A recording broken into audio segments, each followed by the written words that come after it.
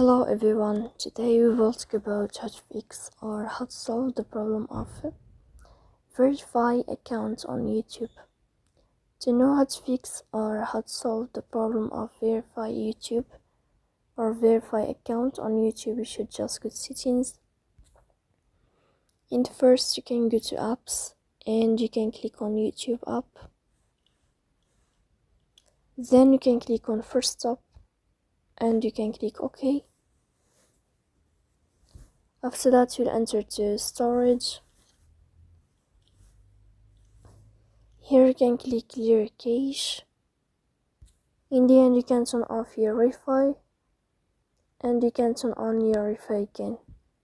So please don't forget to support us by like and subscribe. See you next time in another video, and thank you for your attention and your watching.